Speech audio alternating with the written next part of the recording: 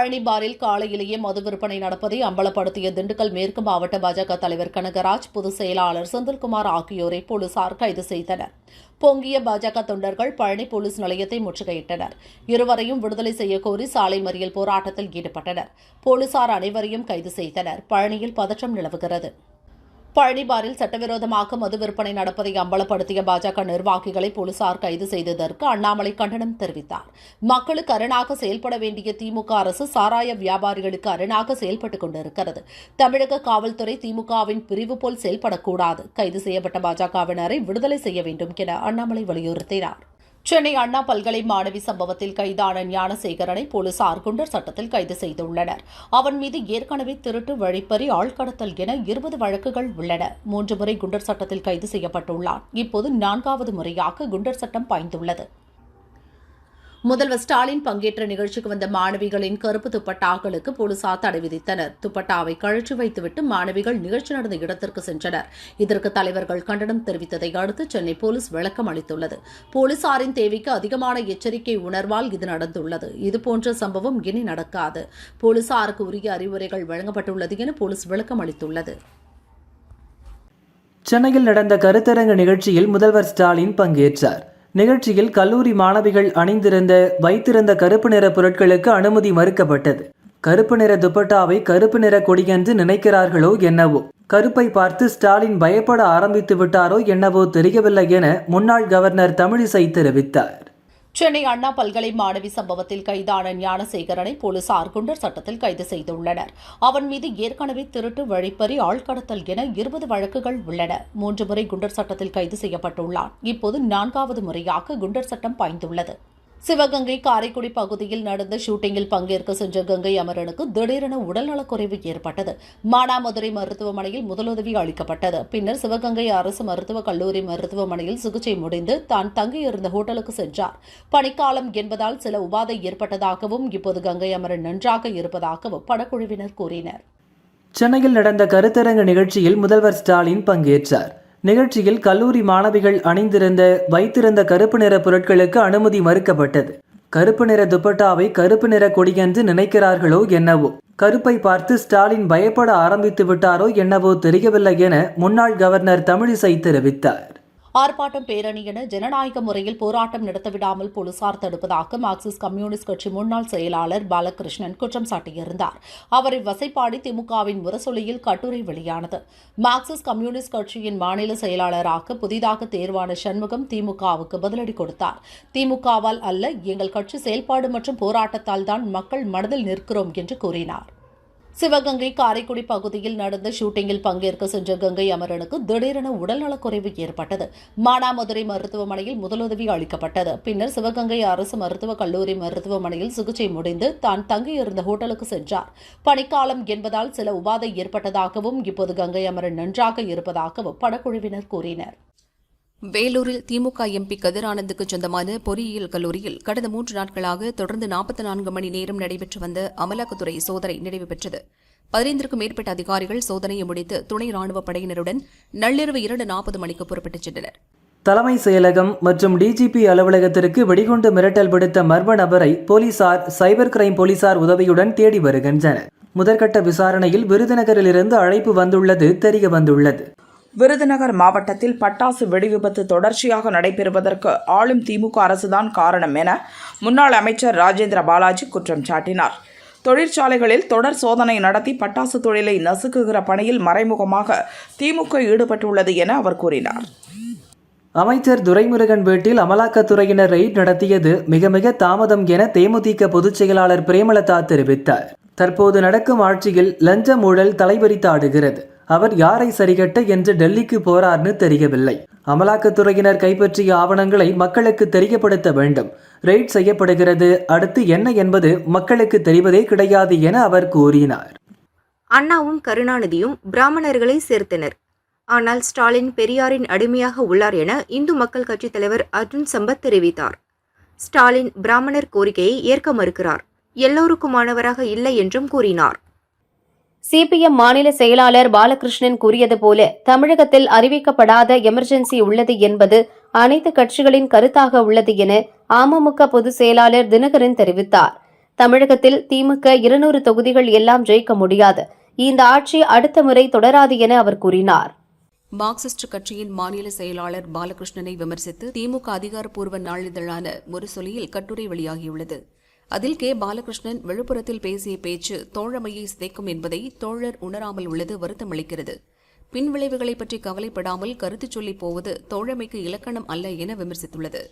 தமிழகத்தில் 38,500 கோயில்களை கையில் வைத்துக் கொண்டு நான் கோயிலுக்குள் நுழைய மாட்டேன் என்று கூறி முதல்வர் ஆட்சி செய்கிறார் என முன்னாள் ஐஜி பொன் மாணிக்கவேல் தெரிவித்தார். அதற்கு என்று ஒரு அமைச்சரை மட்டும் நியமித்துள்ளது சரியானது அல்ல.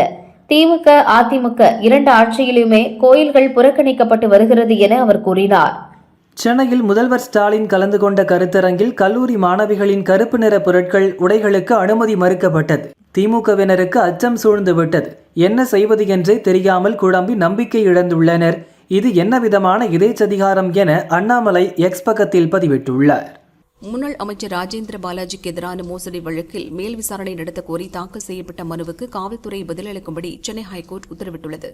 வரும் 21ஆம் தேதிக்குள் காவல்துறை பதிலளிக்கவும் வழக்கில் ராஜேந்திர பாலாஜியை எதிர்மனுதாரராக சேர்க்கவும் உத்தரவிட்டுள்ளது. அமைச்சர் துரைமுருகன் மகன் வீட்டில் அமலாக்கத்துறையினர் சோதனை நடத்தியுள்ளனர். தமிழக அரசுக்கும் திமுகவுக்கும் நெருக்கடி கொடுக்கவே இப்படிப்பட்ட சோதனைகள் நடத்தப்படுகின்றன என அமைச்சர் பன்னீர்செல்வம் தெரிவித்தார். இந்த சோதனைகளால் திமுகவோ தொண்டர்களோ துவண்டு போய்விட மாட்டார்கள் என்றும் கூறினார். புதுச்சேரி பாஜவில் நிலவும் குழப்பத்தை முடிவுக்கு கொண்டுவர பாஜ மேலிடம் கட்சியினருக்கு உத்தரவிட்டுள்ளது. பாஜ சட்டசபை தேர்தலுக்கு தயாராகும் வகையில் பாஜ அமைச்சர்களை மாற்றம் செய்ய வேண்டும் என சமரச கூட்டத்தில் அதிருப்தி எம்எல்ஏக்கள் வலியுறுத்தியுள்ளனர். தூத்துக்குடி துறைமுகத்திலிருந்து கண்டெய்னர் லாரிகளில் கொண்டு செல்லப்படும் சரக்குகள் அங்கு இறக்கப்பட்ட பிறகு அதே லாரியில் ஏற்றுமதி சரக்குகளை எந்தவித அனுமதியும் பெறாமல் தூத்துக்குடி துறைமுகத்திற்கு கொண்டு வருவதாக புகார் எழுந்துள்ளது. இதனால் திருப்பூர் கண்டெய்னர் லாரி உரிமையாளர்கள் பாதிக்கப்படுவதாக குற்றம் சாட்டியுள்ளனர். பொங்கல் விடுமுறையை ஒட்டி அதிக கட்டணம் வசூல் உள்ளிட்ட விதிமீறல்களில் ஈடுபடும் ஆம்னி பஸ்கள் மீது நடவடிக்கை எடுக்க 30 சிறப்பு குழுக்களை போக்குவரத்து ஆணையரகம் அமைக்க உள்ளது. ஒவ்வொரு குழுவிலும் 3 பேர் இருப்பர். அடுத்த வாரம் முதல் இந்த சிறப்பு குழுக்கள் செயல்படும் என தமிழக போக்குவரத்து துறை ஆணையரக அதிகாரிகள் கூறினர். தமிழகத்தில் ஸ்டெம் செல் தானம் பெறுவதற்கான பதிவேடு திட்டம் விரைவில் அமல்படுத்தப்படும் என மக்கள் நல்வாழ்வுத்துறை செயலர் சுப்ரியா சாஹூ தெரிவித்தார். டிஜிட்டல் தொழில்நுட்பத்தின் உதவியுடன் சேகரித்து பகுப்பாய்வு செய்யும் பணிகள் துவங்கப்பட்டுள்ளன என்றும் கூறினார். பாகிஸ்தானின் தென்மேற்கு நகரமான துர்பத்தில் பஸ் மீது தற்கொலைப்படை தாக்குதல் நடத்தப்பட்டது. இந்த தாக்குதலில் பாதுகாப்பு படை வீரர்கள் 5 பேர் உயிரிழந்தனர். மேலும் 32 பேர் பலத்த காயமடைந்தனர். அமெரிக்க பார்லிமெண்டின் பிரதிநிதிகள் சபையில் இந்திய வம்சாவளியைச் சேர்ந்த 6 பேர் எம்பிக்களாக பதவியேற்றுக் கொண்டனர். எம்பிக்களாக பதவியேற்ற இந்திய வம்சாவளியைச் சேர்ந்த 6 பேருக்கும் பல்வேறு தரப்பினர் வாழ்த்து தெரிவித்துள்ளனர். சிட்னியில் நடந்த 5வது டெஸ்ட் போட்டியில் 6 விக்கெட் வித்தியாசத்தில் வென்ற ஆஸ்திரேலிய அணி பார்டர் கவாஸ்கர் தொடரை 3-1 என்ற கணக்கில் கைப்பற்றியது. இந்த வெற்றியின் மூலம் உலக டெஸ்ட் சாம்பியன்ஷிப் இறுதிப் போட்டிக்கும் ஆஸ்திரேலிய அணி தகுதி பெற்றது. காஞ்சிபுரத்தில் போதிய ஏற்பாடில்லாமல் நடந்த மாரத்தான் போட்டியில் போட்டியாளர்கள் சிரமமடைந்தனர். சிறுவர்கள் ஆபத்தான நிலையில் வாகனங்களுக்கிடையே ஓடியது பொதுமக்களிடம் அதிருப்தியை ஏற்படுத்தியது.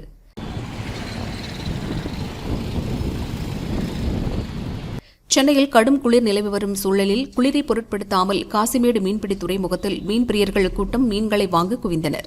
கிருஷ்ணகிரி மாவட்டம் தேன்கனிக்கோட்டை மற்றும் அதன் சுற்றுவட்டார பகுதிகளில் கடும் பனிப்பொழிவு காணப்படுவதால் வாகன ஓட்டிகள் முகப்பு விளக்குகளை எரிய விட்டபடி சென்றனர். பொதுமக்கள் பாதிக்கப்பட்டனர். சென்னை திருவொற்றியூரில் சாலையில் நடந்த சென்ற பெண்ணிடம் செல்போன் பறிப்பில் ஈடுபட்ட சரித்திர பதிவேடு குற்றவாளியை போலீசார் கைது செய்து சிறையில் அடைத்தனர். பொங்கல் சிறப்பு ரயில்களில் காலை 8 மணிக்கு தொடங்கிய முன்பதிவு டிக்கெட்டுகள் சில நிமிடங்களில் விற்று தீர்ந்தன. தாம்பரம் நெல்லை சிறப்பு ரயில் உட்பட 5 ரயில்கள், தாம்பரம் கன்னியாகுமரி, சென்ட்ரல் நாகர்கோயில் உள்ளிட்ட ரயில்களிலும் டிக்கெட்டுகள் முடிந்தன. திருப்பூர் மாவட்டம் பல்லடம் அடுத்த மகாலட்சுமி நகரில் உரிய ஆவணங்களின்றி தங்கியிருந்த மேற்குவங்கத்தைச் சேர்ந்த ரவுஹான் அலி, ஹரிருல் இஸ்லாம், ரஹ்மான், சோஹில் இஸ்லாமி, சபிபுல் இஸ்லாம், அப்துல் ஹோஷன் உள்ளிட்ட 5 பேரை பல்லடம் போலீசார் கைது செய்தனர். டெல்லியில் சட்டவிரோதமாக தங்கியுள்ள வெளிநாட்டினரை கண்டறிய போலீசார் வீடு வீடாக சென்று சோதனை நடத்தினர். உரிய ஆவணங்களின்றி தங்கியிருந்த 8 பெண்கள் உட்பட 132 வெளிநாட்டினரை நாடு கடத்தப்பட்டதாக துணை கமிஷனர் அங்கித் சிங் தெரிவித்தார். ராணிப்பேட்டை அருகே அரசு பள்ளி வளாகத்தில் உரிய அனுமதியின்றி மரங்களை டிராக்டர் மூலம் கடத்த முயன்ற 2 பேர் மீது கிராம நிர்வாக அலுவலர் கொடுத்த புகாரின் பேரில் போலீசார் கைது செய்தனர். அவர்கள் மீது வழக்கு பதிவு செய்து சிறையில் அடைத்தனர். புதுச்சேரியில் நடைபெற்ற சர்வதேச யோகா தின விழாவில் முதல்வர் ரங்கசாமி கலந்து கொண்டார். எல்லா முனிவர்களும் யோகா நிலையில்தான் இருப்பார்கள். உடலை தன்னிலைப்படுத்தி இருப்பது, அதன் மூலம் ஆரோக்கியமாக வாழ யோகா முக்கியம் என கூறினார். பரபரப்பான வாழ்க்கையிலிருந்து மனித குலத்தை காப்பாற்ற வேண்டும் என்றால் அதற்கு யோகாதான் ஒரே தீர்வு என துணைநிலை கவர்னர் கைலாஷ்நாதன் தெரிவித்தார். சடங்கு விழாவாக இந்த யோகா திருவிழா முடிந்து விடாமல் அனைவருக்கும் பயன் தரும் விதத்தில் எளிமையான முறையில் கற்க வழிமுறையை வகுக்க வேண்டும் என்றும் கூறினார். புதுச்சேரி ஸ்ரீ வரதராஜ பெருமாள் கோயிலில் இருந்து சிங்கிரி கோயில் ஸ்ரீ லட்சுமி நரசிம்ம சுவாமி கோயிலுக்கு உலக நன்மை வேண்டி புனித பாத யாத்திரை நடந்தது. இதில் 1000க்கும் மேற்பட்ட பக்தர்கள் கலந்து கொண்டனர்.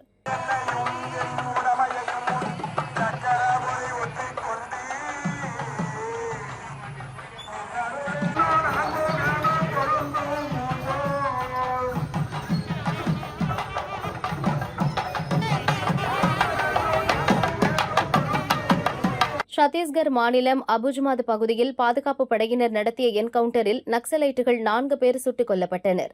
போலீஸ் அதிகாரி ஒருவர் வீரமரணம் அடைந்தார். மேலும் நக்சலைட்டுகள் பதுங்கி இருப்பதால் அப்பகுதியில் பாதுகாப்பு பலப்படுத்தப்பட்டுள்ளது. பாதுகாப்பு படையினர் தேடுதல் வேட்டையில் ஈடுபட்டுள்ளனர். தாம்பரம் பணிமனையில் மேற்கொள்ளப்படும் பராமரிப்பு காரணமாக சென்னை கடற்கரை மற்றும் தாம்பரம் இடையே இன்று காலை 7 மணி முதல் மதியம் 2 மணி வரை மின்சார ரயில்கள் ரத்து செய்யப்பட்டது. மின்சார ரயில்கள் ரத்து காரணமாக பயணிகளின் வசதிக்காக கூடுதல் பஸ்கள் இயக்கப்படும் என போக்குவரத்துக் கழகம் தெரிவித்தது. தமிழகத்தில் 10, 11 ஆகிய நாட்களில் ஓரிரு இடங்களில் கனமழைக்கு வாய்ப்புள்ளதாக வானிலை ஆய்வு மையம் தெரிவித்துள்ளது. 7 முதல் 11 சென்டிமீட்டர் வரை மழை பொழிவுக்கு வாய்ப்பு இருப்பதால் மஞ்சள் எச்சரிக்கை கொடுக்கப்பட்டுள்ளது. பொன்னேரி அருகே அதிகாலை கேஸ் சிலிண்டரை மாற்றியபோது ஏற்பட்ட விபத்தில் டீக்கடை எரிந்து நாசமாகியது. தீயணைப்பு வீரர்கள் வந்து தீ பரவாமல் தடுத்தனர். மதுரை மீனாட்சி சுந்தரேஸ்வரர் கோயிலில் மார்கழி விழாவை முன்னிட்டு சுவாமிக்கு தைலக்காப்பு உற்சவம் விமரிசையாக நடைபெற்றது. இதில் திரளான பக்தர்கள் கலந்து கொண்டு சுவாமி தரிசனம் செய்தனர். எண்ணெய் காப்பு மற்றும் திருவெண்பா உற்சவ நாட்களில் உபய தங்க ரத உலா, உபய திருக்கல்யாணம் மற்றும் வைர கிரீடம் சாத்துதல் ஆகிய உபய சேவைகள் பதிவு செய்து நடத்திட இயலாது என கோயில் நிர்வாகம் தெரிவித்துள்ளது. நாமக்கல் மாவட்டம் ராசிபுரம் அடுத்த தோட்டக்கூறுப்பட்டி அருகே மேல்மருவத்தூரில் அதிவேகமாக வந்த பஸ் சாலை வளைவில் கட்டுப்பாட்டை இழந்து கவிழ்ந்து விபத்துக்குள்ளானது. 10க்கும் மேற்பட்டோர் காயமடைந்தனர். புதுசத்திரம் போலீசார் விபத்து குறித்து விசாரணை நடத்தி வருகின்றனர். மேற்குவங்க முதல்வர் மம்தா பானர்ஜிக்கு பிரதமர் நரேந்திர மோடி பிறந்தநாள் வாழ்த்து தெரிவித்துள்ளார். நல்ல ஆரோக்கியத்துடன் நீண்ட காலம் வாழ இறைவனை பிரார்த்திப்பதாக கூறியுள்ளார். ஒசூர் அருகே கீழ் சூடாபுரத்தைச் சேர்ந்தவர் ஆனந்தகுமார். இவரது மனைவி கல்பனா. குடும்ப தகராறு காரணமாக இருவருக்கும் வாக்குவாதம் ஏற்பட்டது. ஆத்திரமடைந்த ஆனந்தகுமார் பிளேடால் கல்பனாவின் கழுத்தை அறுத்துள்ளார். இதில் கல்பனா சம்பவ இடத்திலேயே சரிந்து விழுந்து இறந்தார். தகவல் அறிந்த பாகலூர் போலீசார் கல்பனாவின் உடலை மீட்டு ஓசூர் அரசு மருத்துவமனைக்கு அனுப்பினர். தலைமறைவான ஆனந்தகுமாரை போலீசார் தேடி வருகின்றனர். எம்பி கனிமொழி தமது பிறந்த நாளை முன்னிட்டு முதல்வர் ஸ்டாலினை ஆழ்வார்பேட்டையில் உள்ள வீட்டில் சந்தித்து வாழ்த்து பெற்றார். அவருடன் துரைமுருகனும் உடனிருந்தார். நீலகிரி மாவட்டம் ஊட்டி சேரிங் கிராஸ் தாவரவியல் பூங்கா செல்லும் சாலையில் கோடை சீசனில் சுற்றுலா பயணிகள் வருகையால் போக்குவரத்து அதிகரித்து காணப்படும். இதனால் டிராபிக் ஜாம் ஏற்பட்டு போக்குவரத்து பாதிக்கிறது. இதை தவிர்க்க நெடுஞ்சாலைத்துறை சார்பில் தற்பொழுது சாலை விரிவாக்க பணிகள் துவங்கி நடந்து வருகிறது. தென்காசி கனகப்பிள்ளை வலசையில் உள்ள மகரிஷி வித்யா மந்திர் பள்ளி வளாகத்தில் வைத்து நெடுவயலார் போர்முறை சிலம்ப பயிற்சி கூடம் சார்பில் தென்காசி மாவட்ட அளவிலான சிலம்ப போட்டி நடைபெற்றது. இப்போட்டியில் எல்கேஜி முதல் 12ஆம் வகுப்பு வரை படிக்கும் மாணவ மாணவிகள் 100க்கும் மேற்பட்டோர் கலந்து கொண்டு தங்கள் தனித்திறமைகளை வெளிப்படுத்தினார்கள். போட்டியை தென்காசி டிஎஸ்பி தமிழ் இனியன் துவக்கி வைத்தார். கோவை கணுவாய் அருகே பாப்பநாயக்கன் பாளையம் சாலையில் உயரமாக நடந்து சென்ற ஒற்றை யானை உணவு தேடியது. குணசேகரன் என்பவரது வீட்டின் கதவை திறக்க முயன்றது. கதவு திறக்க முடியாததால் வீட்டின் முன் இருந்த நாற்காலியை எட்டி உதைத்து சென்றது. இதுகுறித்த சிசிடிவி காட்சி வெளியாகியுள்ளது. கோவை மாவட்டம் கருமத்தம்பட்டியில் சேவா பாரதி தென் தமிழக சூலூர் ஒன்றியத்தின் சார்பில் 5ஆம் ஆண்டு ரத்த தான முகாம் நடந்தது. இளைஞர்களும் பொதுமக்களும் ஆர்வமுடன் ரத்த தானம் செய்தனர். நீலகிரி மாவட்டம் குன்னூர் புராவிடன்ஸ் கல்லூரியில் நடந்த குறும்பட திருவிழாவில் நடிகர் பாக்யராஜ் கலந்து கொண்டு பேசினார். அனுபவம் இருந்தால்தான் சினிமாவிற்கு செல்ல முடியும், ஆனால் இன்று குறும்படம் எடுத்தாலே சினிமாவிற்குள் எளிதாக செல்ல முடிகிறது என்றார். மேலும் சினிமாவில் கதை எழுத அனுபவம் தேவையில்லை, ஆனால் சொல்லப்போகும் கதை நன்றாக உள்ளதா என்று பார்க்கப்படுவதாக தெரிவித்தார். பட்டுக்கோட்டை அருகே துணை முதல்வர் உதயநிதி பிறந்தநாளை முன்னிட்டு நடந்த மாட்டு வண்டி எல்கை பந்தயத்தை அமைச்சர் கோவி செழியன் துவக்கி வைத்தார். இந்த மாட்டுவண்டி பந்தயத்தில் பெரிய மாடு, சின்ன மாடு என 2 பிரிவுகளாக 55 மாட்டு வண்டிகள் கலந்து கொண்டன. திருவண்ணாமலை அண்ணாமலையார் கோயிலில் உத்தராயண புண்ணியகால பிரம்மோற்சவ கொடியேற்றம் விமரிசையாக நடந்தது. ஜனவரி 14ஆம் தேதியன்று திருவண்ணாமலை தாமரை குளத்தில் அண்ணாமலையாரின் தீர்த்தவாரி நடைபெறும் என்றும் தெரிவிக்கப்பட்டுள்ளது. வேலூர் அரசு அருங்காட்சியகத்தில் தஞ்சாவூர் கலைக்கூடம் சார்பில் ஓவியக் கல்லூரி மாணவி காயத்ரியின் ஓவிய கண்காட்சி துவங்கியது. இக்கண்காட்சியை வேலூர் சட்டமன்ற உறுப்பினர் கார்த்திகேயன் துவக்கி வைத்தார். விழுப்புரத்தில் இந்திய கம்யூனிஸ்ட் கட்சியின் 24வது மாநில மாநாட்டில் பங்கேற்க வந்த மதுரை MP வெங்கடேசன் முதுகுவலி காரணமாக தனியார் மருத்துவமனையில் சிகிச்சைக்காக சேர்க்கப்பட்டார். அவருக்கு லேசான வலி ஏற்பட்டு உடனே மருத்துவ சிகிச்சை அளிக்கப்பட்டு தற்போது நலமுடன் உள்ளார் என டாக்டர்கள் கூறினர். தஞ்சை மாவட்டம் மருங்குளம் கிராமத்தைச் சேர்ந்த விமல்ராஜ் விஜயலட்சுமி தம்பதியின் 2 வயது மகள் விதுலா பரதமாடி சாதனை படைத்துள்ளார். திருப்புகழ் பாடலுக்கு பரதமாடி பரத முத்திரை மற்றும் ஸ்லோகங்கள் சொல்லி டிவைன் புக் ஆஃப் ரெக்கார்ட் சாதனை புத்தகத்தில் இடம் பிடித்துள்ளார். கள்ளக்குறிச்சி அருகே சிமெண்ட் மூட்டைகளை ஏற்றிக்கொண்டு சென்ற ஈச்சர் லாரியில் சாலையில் வைக்கப்பட்டிருந்த உளுந்து மூட்டை உரசியதால் ஈச்சர் லாரி தீப்பிடித்து எரிந்தது. தீயணைப்புத் துறையினர் அரை மணி நேரம் போராடி தீயை கட்டுக்குள் கொண்டு வந்தனர். விழுப்புரத்தில் இருந்து விரைவில் ஒலிம்பிக் போட்டிக்கு தகுதியான நபர் தேர்வு செய்யப்படுவர் என தடகள சங்கத்தின் மாநில செயலாளர் லதா நம்பிக்கை தெரிவித்தார். போதையை தமிழகத்தில் ஒழிக்க வேண்டும் என்றால் இளைஞர்கள் விளையாட்டில் ஆர்வத்தை அதிகரிக்க வேண்டும் என்றும் கூறினார். குஜராத் மாநிலம் போர்பந்தரில் பயிற்சியில் ஈடுபட்ட இந்திய கடலோர காவல் படைக்கு சொந்தமான ALH துருவ் ஹெலிகாப்டர் எதிர்பாராத விதமாக நொறுங்கி விழுந்து விபத்துக்குள்ளானது. இதில் கடலோர காவல் படையைச் சேர்ந்த 3 வீரர்கள் இறந்தனர். தகவல் அறிந்த மீட்புப் படையினர் மீட்பு பணியில் ஈடுபட்டனர். ஈரோடு மாவட்டம் அசோகபுரம் அருகே பெட்ரோல் பங்க் முன்பு சென்று கொண்டிருந்த கார் திடீரென கரும்புகை கிளம்பி தீப்பிடித்தது. கார் முன்பகுதியில் தீ மளமளவென பரவியது. உடனே காரை விட்டு சதீஷ்குமார் வெளியேறினார். பொதுமக்கள் உதவியுடன் தீயை அணைத்தனர். காரின் முன்பக்கம் முற்றிலும் எரிந்து சேதமானது. கருங்கல்பாளையம் போலீசார் தீ விபத்து குறித்து வழக்கு பதிவு செய்து விசாரித்து வருகின்றனர். திண்டுக்கல் தனியார் தோட்டத்தில் அனைத்து இந்திய சேவல் வளர்ப்பு நண்பர்கள் சார்பில் 10ஆம் ஆண்டு உலக அளவிலான மாபெரும் கிளிமூக்கு விசிறிவால் சேவல் கண்காட்சி ஒருங்கிணைப்பாளர் நெல்சன் தலைமையில் நடந்தது. கண்காட்சியில் தமிழகம், கேரளா, கர்நாடகா, ஆந்திர பிரதேஷ், பாண்டிச்சேரி உள்ளிட்ட பல்வேறு மாநிலங்களில் இருந்து 300க்கும் மேற்பட்ட சேவல்கள் பங்கேற்றன. சென்னை சோழிங்கநல்லூர் அடுத்த பெரும்பாக்கம் அரசு சுகாதார மருத்துவமனையில் மருத்துவர் வராததால் நர்ஸ் மருத்துவம் பார்த்து வருவது பொதுமக்களிடம் வருத்தத்தை ஏற்படுத்தி உள்ளது. சென்னை மாரத்தான் 13வது சீசன் இன்று காலை சென்னை நேப்பியர் பாலத்திலிருந்து துவங்கியது. மாரத்தானில் 25,000க்கும் மேற்பட்டோர் உற்சாகமாய் பங்கேற்றனர். கடந்த ஆண்டு கிள்ளி கொடுக்காத ஆட்சி, இந்த ஆட்சி அள்ளி கொடுக்கக்கூடிய ஆட்சி என அமைச்சர் சேகர்பாபு கூறினார். சென்னை பெரியார் நகர் அரசு மருத்துவமனை பிப்ரவரி மாத இறுதியில் பொதுமக்களின் பயன்பாட்டிற்காக வரும் என்றார். கட்டுமான தொழிலாளர்களுக்கு வழங்கப்படும் ஓய்வூதியத்தை உயர்த்த கோரி விரைவில் உண்ணாவிரத போராட்டத்தில் ஈடுபடுவோம் என கட்டுமான தொழிலாளர்கள் தெரிவித்தனர். கட்டுமான தொழிலாளர்களுக்கு தனி அமைச்சகம் ஒன்றை உருவாக்க வேண்டும் என்றும் கூறினர். வடசென்னை பகுதியில் கடல் அலையில் சிக்கி இழுத்து செல்லப்பட்ட சிறுவனை ஊர்காவல் படை வீரர் விரைந்து சென்று காப்பாற்றியது நெகிழ்ச்சியை ஏற்படுத்தியது. அவருக்கு அப்பகுதி மக்கள் பாராட்டு தெரிவித்தனர். சிவகங்கை மாவட்டம் திருப்பத்தூரில் நாம் தமிழர் கட்சி சார்பில் சமத்துவ பொங்கல் விழா இன்று நடைபெற்றது. 25க்கும் மேற்பட்ட பெண்கள் கலந்து கொண்டு தமிழர்களின் பாரம்பரிய சேலை அணிந்து மஞ்சள் சுற்றிய புது பானையில் தாரை தப்பட்ட இசையுடன் புத்தரிசி இட்டு பொங்கல் வைத்தனர். காஞ்சிபுரம் அரசு தலைமை மருத்துவமனையில் பிரசவம் நடந்த பெண்ணுக்கு கர்ப்பப்பை வாயில் வைக்கப்பட்ட காட்டன் துணி அகற்ற மறந்ததால் அப்பெண்ணின் நிலை மோசமானது. தனியார் மருத்துவமனைக்கு கொண்டு சென்று உயிருக்கு போராடிய பெண்ணை பிழைக்க வைத்ததாக உறவினர்கள் தெரிவித்தனர். கன்னியாகுமரி மாவட்டத்தில் சில நாட்களாக வெயிலின் தாக்கம் அதிகரித்து வருகிறது. திருப்பரப்பு அருவியில் தமிழகத்தின் பல்வேறு மாவட்டங்களில் இருந்தும் அண்டை மாநிலமான கேரளாவில் இருந்தும் ஏராளமான சுற்றுலா பயணிகள் வருகை தந்தனர். சுட்டெரிக்கும் வெயிலையும் பொருட்படுத்தாமல் ஏராளமான ஐயப்ப பக்தர்களும் அருவியில் நீராடி மகிழ்ந்தனர். நெல்லை காந்திமதி அம்பாள் உடனுரை சுவாமி நெல்லையப்பர் கோயிலில் பக்தர் பேரவையினர் உலக நன்மைக்காக 24ஆம் ஆண்டு மகா மிருத்யுஞ்சய மந்திர ஜப வேள்வி இன்று சிறப்பாக நடைபெற்றது. ஆயிரக்கணக்கானோர் கலந்து கொண்டு மிருத்யுஞ்சய மந்திரம் சொல்லி பக்தியுடன் வழிபட்டனர்.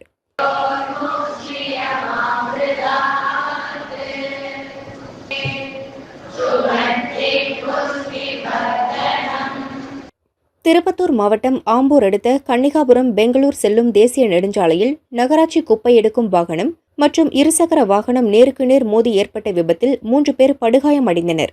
அக்கம் பக்கத்தினர் அவர்களை மீட்டு ஆம்பூர் அரசு மருத்துவமனைக்கு அனுப்பி வைத்தனர். ஆம்பூர் நகர காவல்துறையினர் வழக்கு பதிவு செய்து விசாரணை மேற்கொண்டு வருகின்றனர். அண்ணா பல்கலைக்கழக வளாகத்தில் உள்ள விடுதி, உணவகம் மற்றும் வகுப்பு நேரத்தில் மாற்றமில்லை என பதிவாளர் தெரிவித்துள்ளார். கட்டுமான தொழிலாளர்கள் வேலைகளை முடித்த பிறகு பல்கலைக்கழக வளாகத்தில் தங்கக்கூடாது. வளாகத்தில் வெளிநபர்களின் வாகனம் கண்டறியப்பட்டால் போலீசில் புகார் அளிக்க வேண்டும் என கூறியுள்ளார்.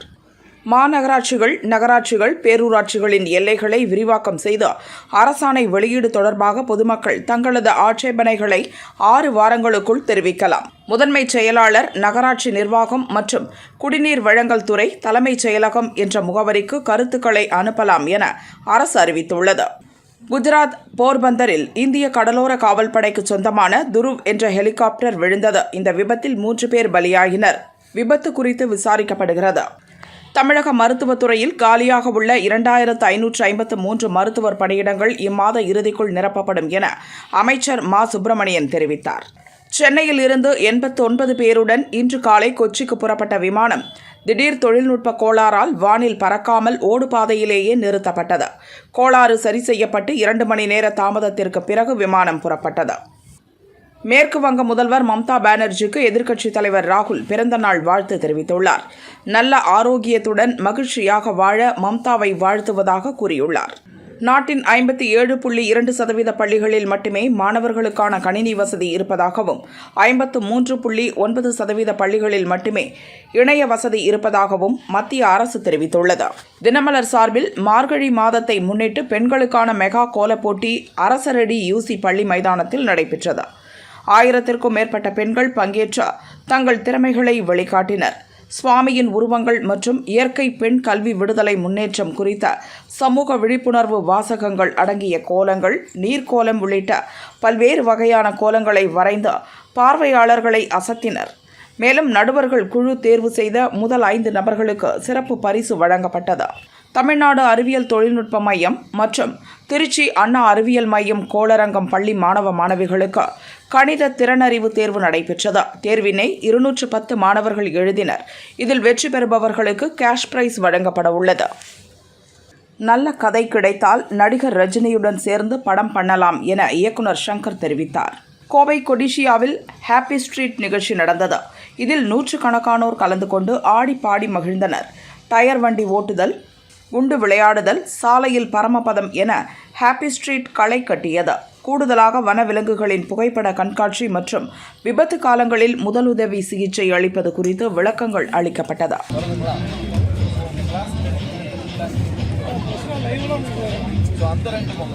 தேனி மாவட்டம் பெரியகுளம் நேதாஜி சிலம்பாட்ட பயிற்சி பள்ளி மற்றும் மருது வளரி பயிற்சி பள்ளியும் இணைந்து நடத்திய வளரி வீசும் பயிற்சி முகாம் பெரியகுளத்தில் உள்ள அரசு ஆண்கள் மேல்நிலைப் பள்ளி மைதானத்தில் நடைபெற்றது. 100க்கும் மேற்பட்ட அரசு மற்றும் தனியார் பள்ளி மாணவ மாணவியர் இதில் பெண் குழந்தைகளும் வளரி கலையை கற்றுக்கொள்வதற்காக ஆர்வத்துடன் பங்கேற்று பயிற்சி பெற்றனர். 20க்கும் மேற்பட்ட பயிற்சியாளர்கள் பயிற்றுவித்தனர். ஆதிதிராவிடர் சமுதாய மக்களின் கல்வி, வேலைவாய்ப்பு மற்றும் பொருளாதார வளர்ச்சிக்காக அரசு ஏராளமான திட்டங்களை செயல்படுத்தி வருகிறது என அமைச்சர் கயல்விழி தெரிவித்தார்.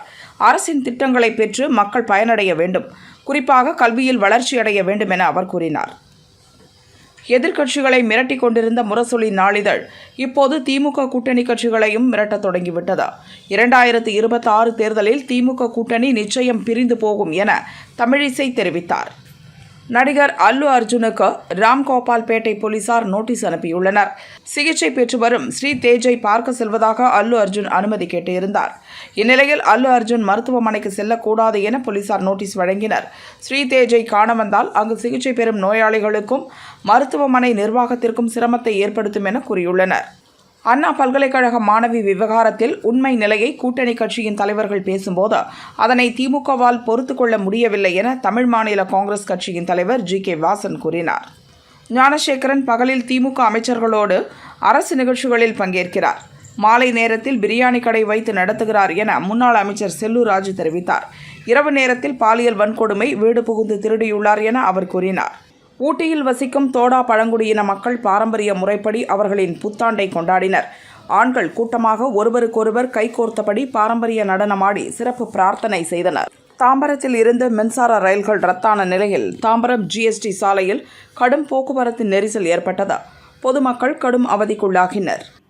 அருண்குமார் இயக்கத்தில் விக்ரம், துஷாரா விஜயன் நடிப்பில் உருவாகியுள்ள படம் வீரதீர சூரன் பாகம் 2. பொங்கலுக்கு படத்தை வெளியிட எண்ணினர். ஆனால் அஜித்தின் விடாமுயற்சி படம் வெளியாக இருந்ததால் ஜனவரி 23 இதன் ரிலீஸை திட்டமிட்டு வருகின்றனர்.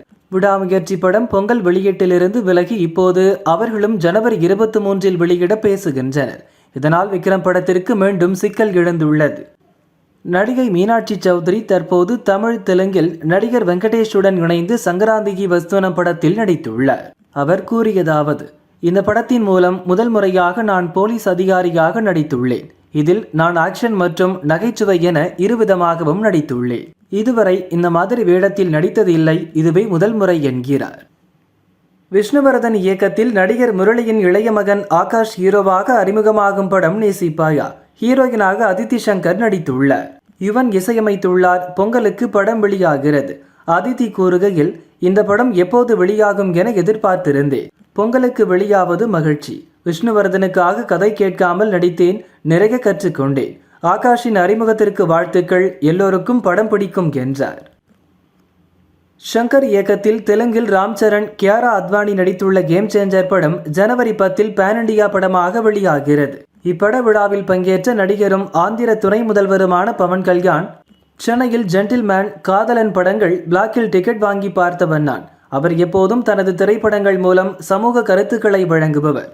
அவரின் படங்களை தெலுங்கு ரசிகர்கள் எப்போதும் வரவேற்பார்கள். அவர் தெலுங்கில் நேரடி படம் எடுக்க வேண்டும் என விரும்பினேன். அது நடந்துள்ளது என்றார். விடாமுயற்சி, குட் பேட் அக்லி என்ற 2 படங்களில் அஜித் நடித்துள்ளார். இவற்றில் ஆதிக் ரவிச்சந்திரன் இயக்கத்தில் அவர் நடித்திருக்கும் குட் பேட் அக்லி படம் ஏப்ரலில் தமிழ் புத்தாண்டை முன்னிட்டு திரைக்கு வருகிறது. அந்த சமயம் தனுஷ் இயக்கி நடித்து வரும் இட்லி கடை படமும் ஏப்ரல் 10 வெளியாகிறது என ஏற்கனவே அறிவித்துள்ளனர். அஜித்தின் விடாமுயற்சி படம் பொங்கல் வெளியீடு என்று அறிவித்து பின்வாங்கிய நிலையில் சுமார் 10 படங்கள் பொங்கல் வெளியீடு என்று அறிவிக்கப்பட்டன. அவற்றில் விஜயகாந்த் மகன் சண்முக பாண்டியன் நடித்துள்ள படைத்தலைவன், சுசீந்திரன் இயக்கியுள்ள 2K லவ் ஸ்டோரி, சிபி நடித்துள்ள 10 ஹவர்ஸ் ஆகிய படங்கள் பின்வாங்கிவிட்டன. போதிய தியேட்டர்கள் கிடைக்காததால் இந்த முடிவை எடுத்துள்ளனர். சென்னையில் ஒரு கல்லூரியில் மாணவிகள் கருப்பு துப்பட்டா அணிந்து வந்ததற்கு அனுமதி கிடையாது என தெரிவித்தது வன்மையாக கண்டிக்கத்தக்கது என பாஜக தேசிய செயலாளர் H. ராஜா தெரிவித்தார். பிராமணர்கள் சமுதாயத்தை பற்றி பொய்களை பரப்பி அவர்களுக்கு எதிராக வன்முறையை தூண்டுகின்ற விதமாக நடந்து கொள்கிறது திராவிட மாடல் அரசு என அவர் கூறினார். குமரி மாவட்டம் முழுக்கோட்டை அடுத்த மஞ்சாலமூடுவில் தனியார் பார் அமைக்க பணிகள் நடைபெற்று வருகிறது. அப்பகுதி மக்கள் தொடர்ந்து எதிர்ப்பு தெரிவித்து போராட்டங்கள் நடத்தியும் நடவடிக்கை இல்லை. இந்நிலையில் 100க்கும் மேற்பட்ட மக்கள் பார் அமைக்கும் பகுதிக்கு சென்று முற்றுகை போராட்டம் நடத்தினர். பார் அமைக்கவில்லை, உணவு விடுதிதான் அமைக்கப்படுகிறது என உரிமையாளர் உறுதியளித்ததை தொடர்ந்து போராட்டம் கைவிடப்பட்டது. ராணிப்பேட்டை மாவட்டம் ரத்தினகிரியில் ஒருங்கிணைந்த வேலூர் மாவட்ட உலக திருக்குறள் பேரவை சார்பில் 47வது திருவள்ளுவர் விழா கொண்டாடப்பட்டது. 1330 திருக்குறள் ஒப்புவைத்து திருக்குறள் போட்டிகளில் வெற்றி பெற்றவர்களுக்கு பரிசுகளை இந்திய விண்வெளி ஆராய்ச்சி மையத்தின் சந்திராயன் 3 திட்ட இயக்குனர் முனைவர் வீரமுத்துவேல் வழங்கினார். தமிழகம் முழுவதும் உள்ள அனைத்து விடுதிகளிலும் சிசிடிவி கேமரா பொருத்த இந்த ஆண்டு 10 கோடியே 50 லட்சம் ரூபாய் ஒதுக்கீடு செய்யப்பட்டுள்ளது என பிற்படுத்தப்பட்டோர் நல அமைச்சர் மையநாதன் தெரிவித்தார். டிவி இல்லாத விடுதிகளுக்கு எல்காட் மூலமாக 1 கோடி ரூபாய்க்கு ஏற்பாடு செய்யப்பட்டு அனுப்பப்பட்டுவிட்டது என அவர் கூறினார். புதுச்சேரி அரசு புத்தாண்டில் பொதுமக்களுக்கு பரிசாக டீசல் பெட்ரோல் விலையை 2 ரூபாய் உயர்த்தி மக்கள் மீது பெரும் சுமையை ஏற்படுத்தியுள்ளதாக புதுச்சேரி மாநில மக்கள் முன்னேற்ற கழக தலைவரும் முன்னாள் எம்பியுமான ராமதாஸ் கண்டனம் தெரிவித்தார். உயர்வை திரும்ப பெற வேண்டும் எனவும் அவர் வலியுறுத்தினார். விழுப்புரம் பெருந்திட்ட வளாகத்தில் தினமலர் நாளிதழ் மற்றும் ருசிபால் இணைந்து மெகா கோல போட்டி நடத்தியது. புள்ளிக்கோலம், ரங்கோலி, டிசைன் என 3 பிரிவுகளாக போட்டி நடந்தது. போட்டியில் வெற்றி பெற்றவர்கள் மட்டுமின்றி பங்கேற்கும் அனைவருக்கும் அசத்தலான தொகுப்புகள் அடங்கிய பரிசு வழங்கப்பட்டது.